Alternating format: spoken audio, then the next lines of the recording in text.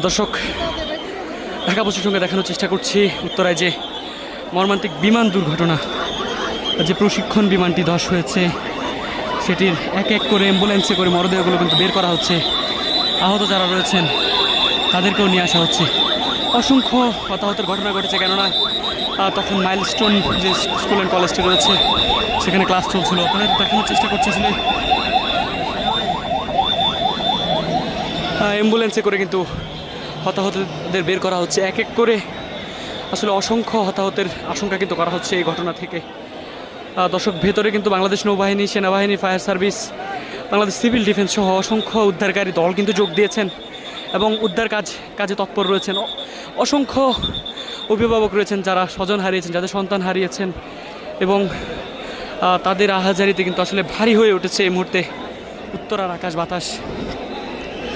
দর্শক, দেখছেন যে আসলে এক এক করে কিন্তু তাদের বের করে নিয়ে আসা হচ্ছে। আসলে দুর্ঘটনার কারণটি সুনিশ্চিত করে বলা না গেলেও স্বাভাবিকভাবে বলা যাচ্ছে যে এটি বড় একটি দুর্ঘটনা এবং এই দুর্ঘটনা থেকে বহু হতাহতের আশঙ্কা করা হচ্ছে, এটি নিশ্চিতভাবে বলা যায়।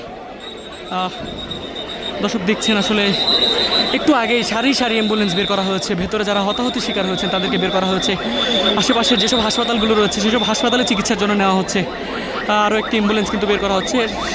যেমনটি আমরা দেখেছি যে শুরু থেকে আসলে অ্যাম্বুলেন্সে গুরুতর আহত এবং আসলে এখন পর্যন্ত যারা এই ঘটনায় নিহত হয়েছেন তাদেরকে কিন্তু বের করা হচ্ছে। স্বজনরা ভেতরে প্রবেশ করতে চাইলেও আসলে তাদেরকে ভেতরে প্রবেশ করতে দেওয়া হচ্ছে না।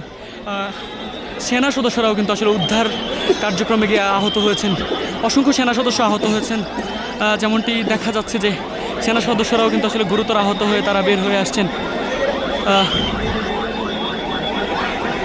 দর্শক, দেখছেন যে সেনাবাহিনীর সদস্যরা, অসংখ্য সেনাবাহিনীর সদস্য ভেতরে অবস্থান নিয়েছিলেন উদ্ধার কার্যক্রমে, তারাও গুরুতর আহত হয়েছেন। যে বিমানটি ক্র্যাশ হয়েছে এরপরে ঠিক এই মুহূর্তে আবারও দেখছেন আরও দুটি অ্যাম্বুলেন্সে করে কিন্তু মানুষকে বের করা হচ্ছে এবং বের করে নিয়ে যাওয়া হচ্ছে। আসলে দেখছেন খুব বেশি কোনো কিছু এই ঘটনা থেকে বলা না গেলেও আসলে নিশ্চিতভাবে বলা যাচ্ছে বড় একটি দুর্ঘটনা কিন্তু ঘটে গেছে এখানে।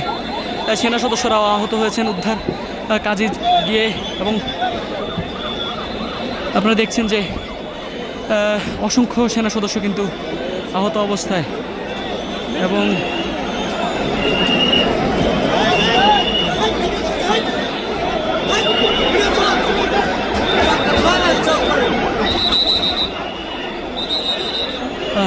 দর্শক, অসংখ্য অ্যাম্বুলেন্স ভেতরে প্রবেশ করেছে, এক এক করে আহতদের বের করা হচ্ছে। ঠিক এই মুহূর্তে দেখতে পাচ্ছেন সেনাবাহিনীর সদস্যরাও গুরুতর আহত হয়েছেন। ভেতরে যারা উদ্ধার কাজে অংশ নিয়েছিলেন তারা এই মুহূর্তে দেখতে পাচ্ছেন আপনারা যে স্বজন যারা সুস্থ রয়েছেন তাদেরকে হাতে হাত ধরে কিন্তু নিয়ে আসছেন।